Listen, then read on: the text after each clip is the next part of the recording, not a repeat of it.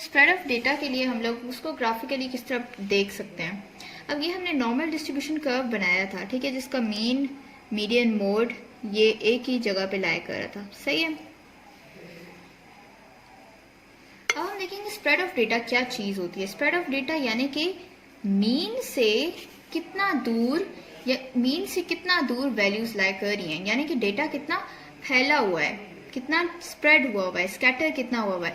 तो आप ये देख सकते हैं जिस तरह ये नॉर्मल डिस्ट्रीब्यूशन कर्व है ना, तो ये मीन है और इससे दूर कितना वैल्यूज गई हुई है, तो इतना इतना दूर गई हुई है वैल्यूज। ये देख सकते हैं आप, इधर और इधर और इधर ये सारी वैल्यूज डिस्ट्रीब्यूट हुई हुई हैं, स्प्रेड हुई हुई हैं इस तरह, ठीक है। अब इसका ना जब भी इन्होंने नॉर्मल डिस्ट्रीब्यूशन कर्व बनाया ना, इन्होंने एक चीज नोटिस की कि अगर तो ये लोग +1 स्टैंडर्ड डेविएशन जाए ना, यानी कि पहले अगर हम लोग कहते थे कि 14 ग्राम्स पर डेसीलीटर इसका क्या है mean value of the haemoglobin level, सही है। और यहाँ पे समझे 16 18, अच्छा तो हम कहेंगे कि स्टैंडर्ड डेविएशन इसकी फॉर एग्जांपल है 2 ग्राम पर डेसीलीटर, यानी कि जो ऑन एवरेज जो सारी वैल्यूज डेविएट कर रही हैं फ्रॉम मीन वो 2 ग्राम है, ठीक है। तो इसके आगे जाएंगे इतना हम लोग, तो उन्होंने एक चीज नोटिस की कि ये अगर एक स्टैंडर्ड डेविएशन आगे जा रहे हैं ना मीन से एक स्टैंडर्ड डेविएशन आगे जा रहे हैं, तो वो हो जाता है 34% एरिया अंडर द कर्व आता है। ये सारा जो एरिया आ रहा है ना, डिस्पर्शन का जो एरिया आ रहा है, ये स्कैटरिंग हो रही है ना, क्योंकि मीन तो ये चीज है, मीन ये बीच वाली चीज है, बीच वाली चीज से कितना दूर जा रही है चीजें, 34% एरिया दूर चला गया, और वो किस में आया 1 स्टैंडर्ड डेविएशन में, 1 स्टैंडर्ड डेविएशन। इधर पीछे की तरफ भी जाएगा और आगे की तरफ भी जाएगा, पीछे की तरफ भी 34% होगा, 34% स्प्रेड होगा डेटा का, और आगे की तरफ भी 34% स्प्रेड होगा डेटा का। तो ये टोटल मिला के अगर हम क्या कहें, इधर +1 ST है और इधर -1 ST है, सही है।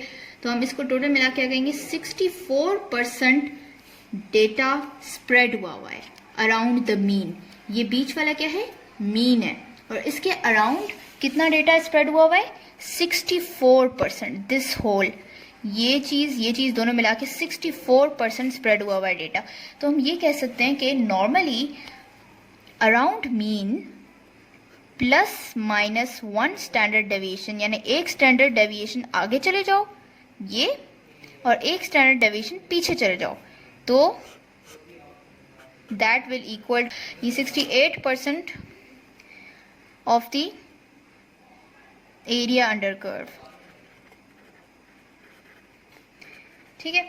और इन्होंने एक और चीज नोटिस की कि अगर हम लोग +2 डेविएशंस चले जाएं, +2 और -2 डेविएशंस, तो वो स्प्रेड ऑफ डेटा कितना शो करता है, ये तकरीबन ये सारा जो एरिया अंडर कर्व आ रहा है, ये पूरा अराउंड द मीन जो है, ये सारा क्या होगा 95%। इससे भी अगर हम आगे चले जाएं, +3 स्टैंडर्ड डेविएशंस चले जाएं और मीन के पीछे भी -3 स्टैंडर्ड डेविएशन अगर हम लोग चले जाएं, तो हमारे पास क्या होगा, जो area under the curve cover हो रहा है वो ये सारा का सारा अराउंड द मीन, ये कितना स्प्रेड हुआ हुआ है, ऑलमोस्ट दिस इज 99.7%। तो हम लिख सकते हैं कि +-1 स्टैंडर्ड डेविएशन में कितना एरिया आता है 68%, और +-2 स्टैंडर्ड डेविएशन में कितना एरिया आएगा 95.7%, +-3 स्टैंडर्ड डेविएशन यानी स्प्रेड ऑफ डेटा, उसमें कितना एरिया अंडर कर्व आएगा 99.7%, ठीक है। मतलब मीन के प्लस वगैरह, मीन के प्लस माइनस कर रहे हैं ना, तो ये सारी चीजें आपने स्प्रेड ऑफ डेटा किस तरह हम देख सकते हैं। अब एक ग्राफ मैं बनाऊं, ये नॉर्मल डिस्ट्रीब्यूशन कर्व का ग्राफ है, ये इसका मीन है और इस मीन के अराउंड इतना डेटा की वैल्यूज स्प्रेड की हुई हैं, ठीक है, ये फैली हुई हैं यहाँ पे। तो अब हम अगर बात करें कि इस नॉर्मल डिस्ट्रीब्यूशन कर्व में जो स्प्रेड ऑफ डेटा है उसमें अगर खराबी आ जाए कोई, तो उसको हम क्या कहेंगे।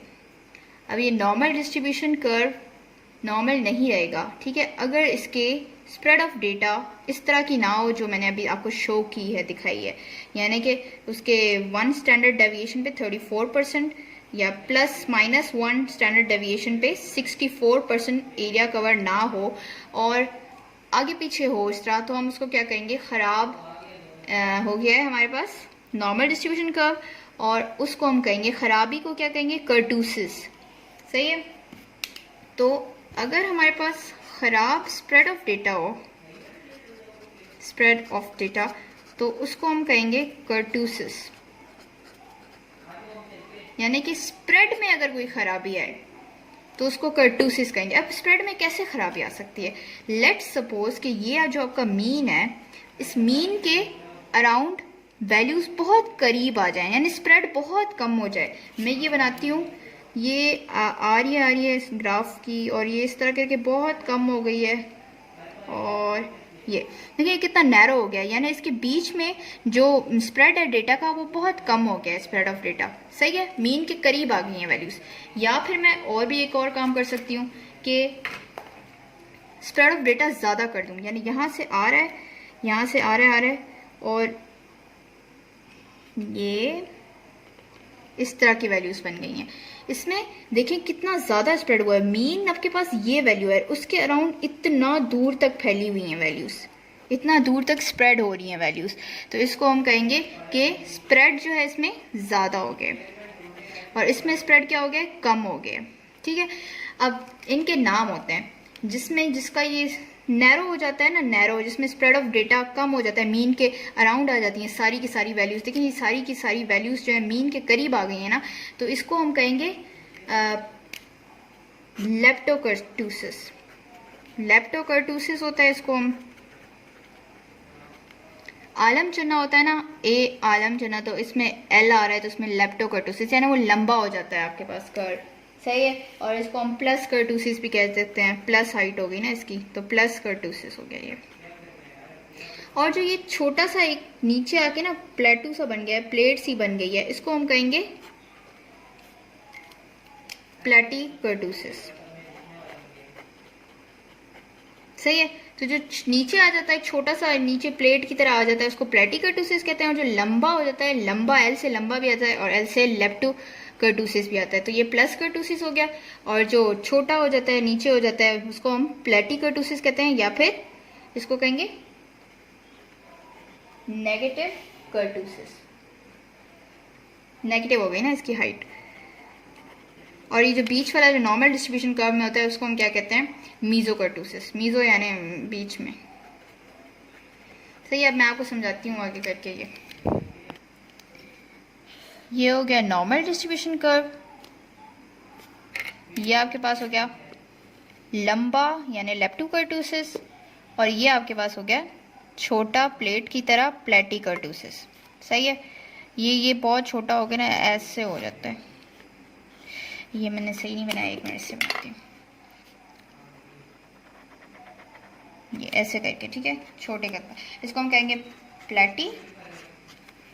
ये हो गया लेप्टो, और ये नॉर्मल वाला नॉर्मल डिस्ट्रीब्यूशन कर्व में क्या होता है, मीजोकर्टूसिस। ठीक है। अब हमने देखना है कि इनमें हो क्या रहा है। मैंने कहा कि नॉर्मली क्या होता है, जो 1 स्टैंडर्ड डेविएशन आगे और पीछे जाता है, यानी इधर -1 स्टैंडर्ड डेविएशन भी हो गया, प्लस -1 स्टैंडर्ड डेविएशन में कितनी वैल्यूज आ रही हैं, कितना एरिया अंडर द कर्व आ रहा है, it's about 68% of the curve. सही है।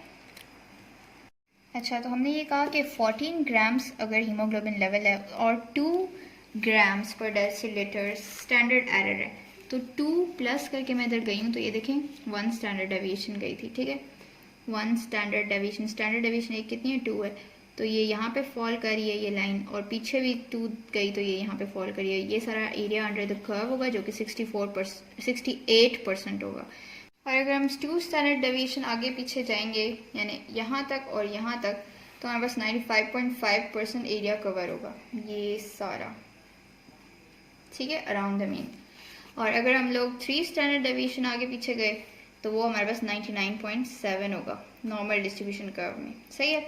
अब हम लोग अगर इसकी बात करें लेप्टोकर्टोसिस को, आप लोग देखो जो लंबा सा ऐसे नैरो सा बन गया है, लंबा सा लेप्टोकर्टोसिस, उसमें क्या होगा? उसमें हमने कहा कि स्प्रेड ऑफ डेटा कम है, अराउंड द मीन वैल्यूज सारी लाई कर रही हैं। ये आपके पास मीन है 14, तो अगर मैं 1 स्टैंडर्ड डेविएशन आगे पीछे जाऊँ, यानी 14 + 2 करूँ, ये मीन है हमारे पास, 14 + 2 करूँ, यानी कि जो स्टैंडर्ड डेविएशन हमारी इस पर आ रही है 1 स्टैंडर्ड डेविएशन, तो वो क्या आएगा हमारे पास 16, यहाँ तक आएगी। अब आप मुझे तब देखिए यहाँ पे जो एरिया अंडर द कर्व आ रहा है ना, ±1 स्टैंडर्ड डेविएशन के अंदर अंदर, ये सारा का सारा, ये इतना ज़्यादा, तकरीबन सारा कर्व ही इसमें इन्वॉल्व हो गया, यानी ये कि 68% से भी ज़्यादा हो गया। सो हम क्या लिखेंगे कि इसकी ±1 स्टैंडर्ड डेविएशन जो आ रही है यहाँ तक, that covers greater than 68% of the area under the curve. ठीक है, देखिए ये जो सारा पहाड़ है, तकरीबन सारा पहाड़ इसके अंदर आ गया है, 68% नहीं आया इसमें, देखें बाकी पहाड़ आगे पीछे जा रहा है, सिर्फ 68% कवर हुआ है इतना सा। ये जो कर्व बन रहा है, ये इसका तकरीबन सारा का सारा एरिया अंडर कवर हो गया, तो वो 68% से ज़्यादा है। अब अगर हम लोग प्लैटिकर्टोसिस की बात करें तो मीन हमारे पास अगेन 14 है, +1 स्टैंडर्ड डेविएशन जाएंगे और -1 स्टैंडर्ड डेविएशन, तो ये जो एरिया अंडर द कर्व है ये वाला, ये देखें कितना थोड़ा सा पहाड़ कवर किया है इसने। ये जो सारा का सारा पहाड़ है, ये जो कर्व है, इसका जस्ट इसने ना तकरीबन 50% कवर किया है, बाकी 50% तो रह गया है। तो इसने क्या किया, 68% से कम कवर किया है एरिया अंडर द कर्व। हालांकि नॉर्मली 1 स्टैंडर्ड डेविएशन आगे पीछे ने क्या कवर करना था, 68% of the area under the curve, but this in platykurtosis जो area under the curve for ±1 standard deviation is less than 68% of the area under the curve. ठीक है, तो ये पूरा पहाड़ है जिसमें से सिर्फ इतना सा ऊपर सा एरिया सा इसके अंदर कवर हुआ है, सिर्फ इतना सा, बाकी सारा तो देखें आगे पीछे रह गया, समझे 50% कवर है, तो ये 68% से कम area under the curve 1 standard deviation ने कवर किया है। ठीक है, इसी तरह जो नॉर्मल वैल्यूज़ हैं वो सारा 1, अगर 2 स्टैंडर्ड डेविएशन होंगी, यानी यहाँ तक उसने फिर क्या करना है, कवर करना है 95.5% से कम एरिया। तो ये इस तरह हो गया, और ये किस तरह हो गया, लेस देन 99.7, और इसमें भी यही लिखें 2 स्टैंडर्ड डेविएशन प्लस माइनस हुआ तो ग्रेटर देन 95, स्टैंडर्ड डेविएशन होगा तो ग्रेटर देन 99%। सही है, तो ये आप वैसे ही आपसे एमसीक्यूज में पूछ सकते हैं कि लेप्टोकर्टोसिस ±1 स्टैंडर्ड डेविएशन पे एरिया अंडर द कर्व कितना होता है, इट इज़ ग्रेटर देन 68%। देखिए ना, तकरीबन सारा का सारा पहाड़ जो है इसी यहाँ तक ही आ गया है, ये 16 और 12 के बीच में आ गया है, 1 स्टैंडर्ड डेविएशन आगे पीछे के इधर बीच में आ गया है सारा का सारा पहाड़, तो ये 68% से ज़्यादा है। ये देखिए तकरीबन 90% तो एरिया अंडर द कर्व इसी में आ गया, बाकी रह कितना गया, ये 5% इधर रह गया। ठीक है, तो ये हम कहेंगे इज़ ग्रेटर देन 68%, और प्लेटी में क्या है, लेस देन 68%, और नॉर्मल में क्या होता है 68% होता है। So this is it. Spread of data की अगर ख़राबी है तो उसको हम कर्टोसिस कहते हैं, और ये मीजो नॉर्मल कर्टोसिस होती है नॉर्मल डिस्ट्रीब्यूशन कर्व में, ये हो गई लेप्टोकर्टोसिस, एंड दिस इज़ प्लैटिकर्टोसिस।